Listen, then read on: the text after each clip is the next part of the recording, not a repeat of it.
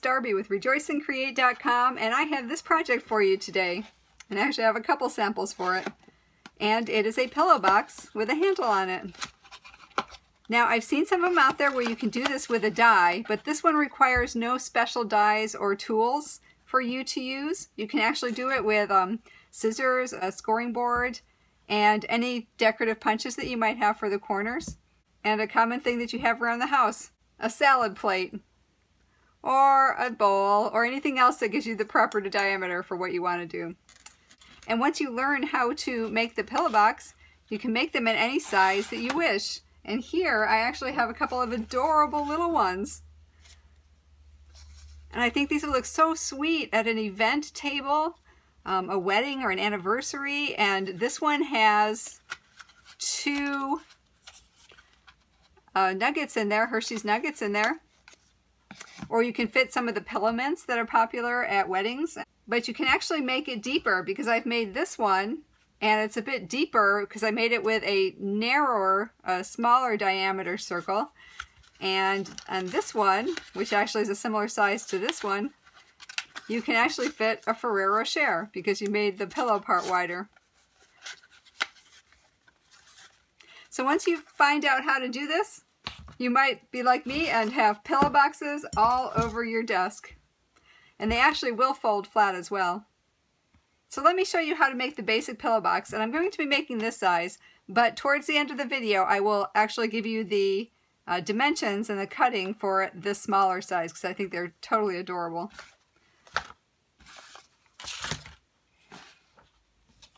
So we'll start with a piece of paper or cardstock, either way is fine, that's 6 inches wide by 11 inches long. And take out your scoring tool and put the long side up, the 11-inch side up, and score it at 1.5 inches, at 5.5 inches, and at 9.5 inches.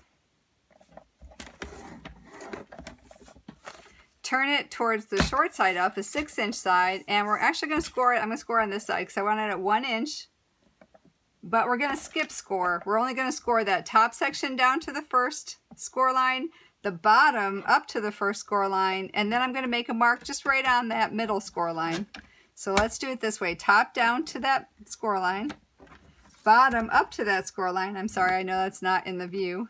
But right here at this center score line, I'm just going to make a little mark so I know where that is.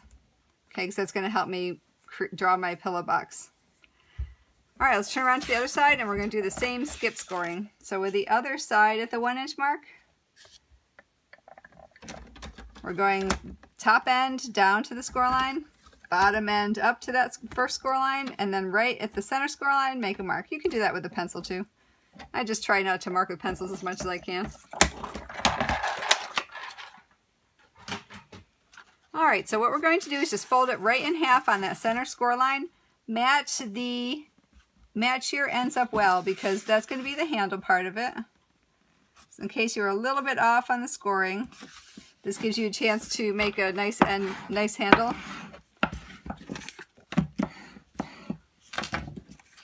Okay. And what we're going to do is, because on this one, I liked the 4-inch handle, so that's why I went 1 inch on each side. If you want a narrower handle, but it will make the pillow box narrower, then you can go a little bit farther in. But this is what I used for this dimensions. All right, so I did mine together. If you're using a heavy cardstock and you can't cut them both together, if it kind of slips them so they're skewed, then just cut one and use that as a template for the other. But because I'm using paper, I can go ahead and do that. So I'm just going to cut inside that first score line down to where the horizontal score line is and just cut it off right there. All right, same with the other side. You're going to neatly right inside that score line. I'm trying to see it myself. It's really pretty paper though. And then I'm not quite down there. That's okay. You just don't want to go over. There we go. I'm a little off too. And cut that right there. All right, let me just neaten that up a little bit. I was a little off on my...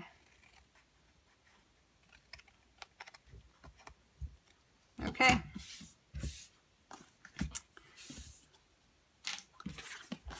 All right, so now I'm going to make my handle a little bit decorative, and I'm going to hold them both together while I do this. You can do a corner rounder, you can do any kind of decorative punch, and I'm going to use this one this time, and I've used that on a couple of my other ones. So let's go ahead and tuck that in there nicely, punch, then flip it over, so you're the same way, and tuck that in there up to the corner and punch. All right, so we got that done. All right, so we will punch a circle in there, but we'll do that in just a minute. Let's go ahead and deal with our pillow box part first. Now, this pillow box is 4 inches wide, and the closer you get in diameter of your circle to 4 inches, the deeper your pillow box will be. Okay, for instance, these two pillow boxes were similar. I think they were half an inch. This one's half an inch shorter than this one, but only because I made the handle deeper. But with this one, it was 4 inches wide, and I used this plate for it, which is almost 7 inches. It's 6 3/4 inches. So it's over the 4-inch width of the pillow box, almost up to double the width at 8 inches. This one I used a lot closer to the width of the box. This box was 3 3/4 inches, and I used a circle that was just about 4.5 inches or 5 inches, and it gave me a much deeper pillow box. Now this is my prototype. I didn't pay attention to gluing it very well, but you can see that the closer the diameter to the width of the box you're doing, the deeper the pillow is going to be. So you just have to see what you want to put inside of it and decide accordingly. Now the deeper you go, the more stress it's going to put on the box, so you do have to make that seam very strong. So I would wait. I didn't wait very long before I started doing the rest of it, and you can see it started pulling apart. But for this one that I'm doing, which is similar to this one, I'm going to use this diameter circle, which is 6 3/4 inches. All right, so what I'm going to do is I'm going to make the outside semicircles first. So I have my grid paper, a stack of papers would do well too, and I have my scoring tool. I'm going to use a smaller score on this one too. I'm going to put my smaller ball on right on that mark on that score line, and make sure I have enough room for my mark right here where the handle ends. And just from here to here, I'm going to score it along my plate, which is my circle. And you can use anything. The circle dies work really well for this if you have big circle dies. So I'm going to turn that around and do that exactly the same thing on the outside of the other one. So right here I have my, right bottom where the handle is, I have my ball of my scoring tool. And see, there's the other one. So let me move that up to where I think it goes. Yep, and I can fit it in there. All right, let me score this one.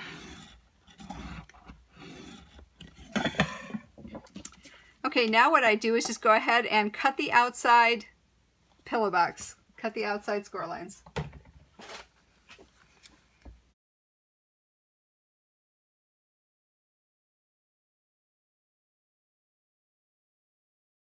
If you wish to trace it with a pencil and cut it, that's fine too. I tend to like the scoring tool, but sometimes on the busy papers you can't see it very well. All right, so let's cut this one out too. And if you're doing cardstock and can't do them both together, just go ahead and cut one and use the other one as a template.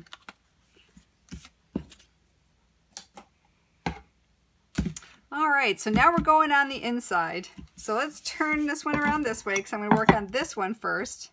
And again, on that same mark, put your stylus there and push your plate up until you're almost on the other one and go ahead and score.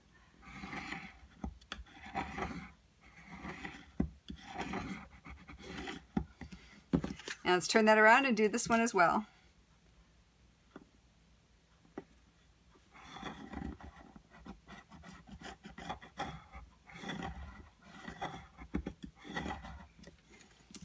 Okay, now if you have thin paper, that might transfer through the bottom one, but most likely if you have stiffer paper or hard cardstock, you're going to have to flip that over and do the same thing on the other side.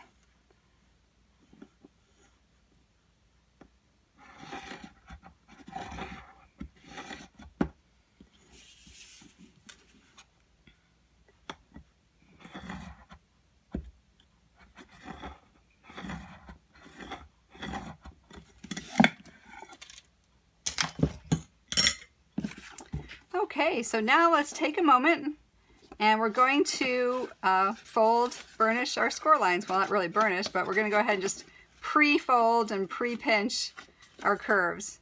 Now, you can't do that all flat down. It's going to squish it, but just go ahead and pinch it along like this. push that down and just let it fold naturally. And that'll make it easier for you to do it when you put the tops together.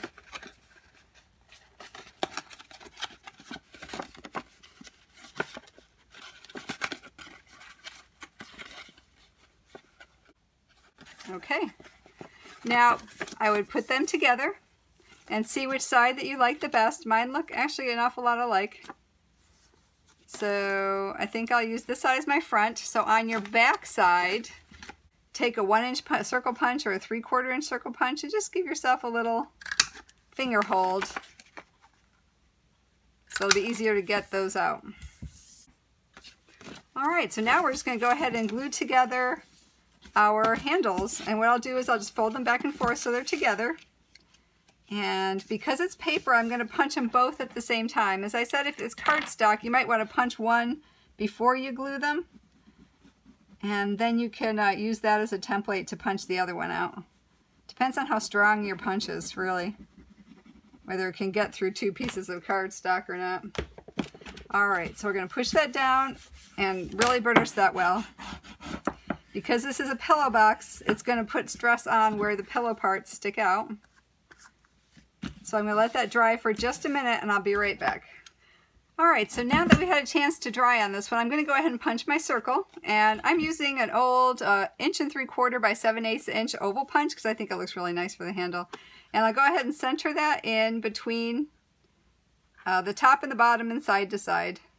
You can use a die because it's flat. You can actually run it through the die cutting machine as well, but I just think that looks really pretty.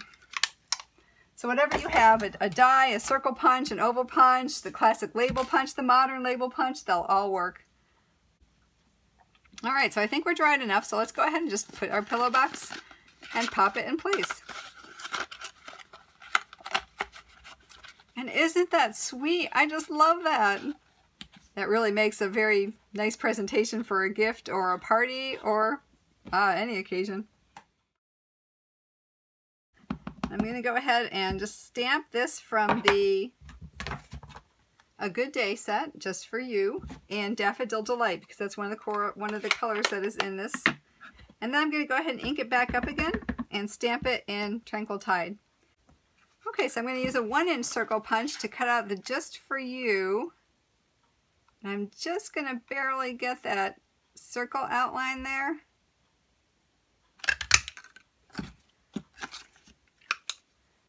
And then I have the 1 3/8 inch punch for the Just For You, because I want to get that nice Daffodil Delight sunburst looking pattern on there.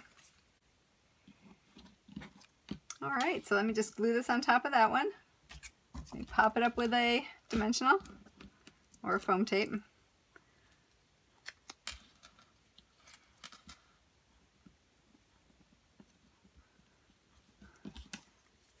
I'm going to go ahead and put that on my box with a glue dot.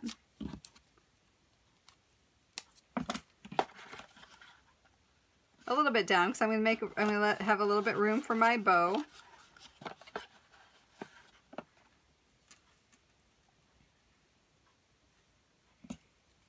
Let me put one down here as well. On a couple of them I let them dangle, and that was really cute, especially on the smaller boxes. But this time I'm going to go ahead and secure it. And I'm just going to go ahead and add a Tranquil Tide bow on top of it.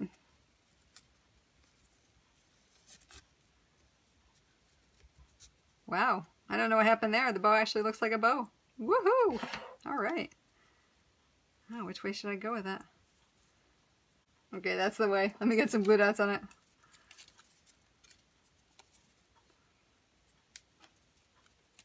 Put a few on there. All right, we're just going to put it right over the sentiment. All right, isn't that so sweet and adorable? I can see it on some tables. Let me just trim up the ribbons a little bit. That one's not too bad, but that one could be a little bit trimmed better. There we go. Isn't that adorable? I just love that. All right, let me bring the big ones back in for a moment. And you can see the difference. You know, I used the same corner punch. I used a decorative corner punch. I used the classic label punch.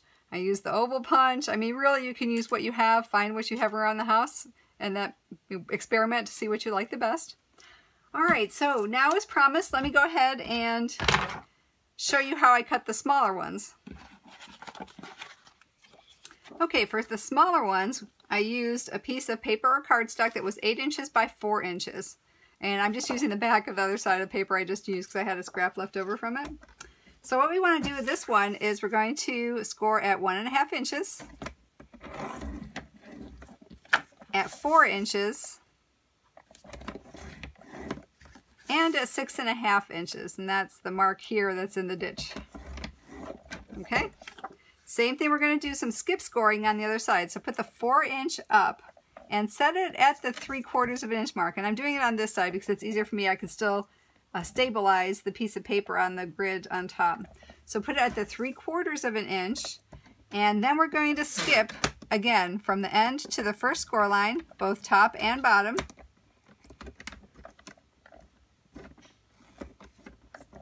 And then we're going to mark it right in the middle where that middle score line is, just so we know where that middle is. Again, you can mark it with a pencil as well. You know what I'm going to do with that, I think, so you can see it better. So I can see it better. Who am I talking about? All right, so there's my score line.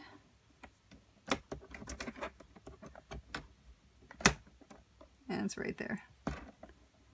Okay. All right, so let's do the same thing to the other side. Put this other side at 3/4 of an inch. And we'll go ahead and skip score. Bottom, I'm going from the bottom this time first. Bottom up to that first score line. Top down to that first score line. And right at that center score line, just to make sure you know where that notch is. And let me mark that too. Okay.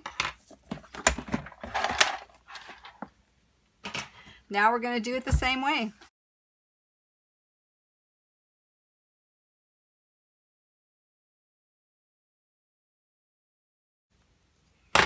And because this pillow box is going to be 2.5 inches wide, I'm aiming for something about 5 inches wide. And what I had on my desk was my score tape, actually, because this is about 5 inches wide.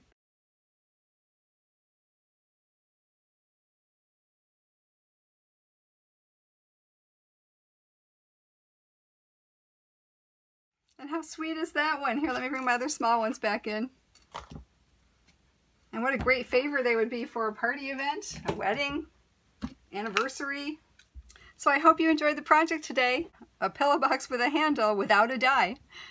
And pretty easy to make too. You can actually make it pretty easily with a scoreboard and any diameter of a circle that you have around the house that would work.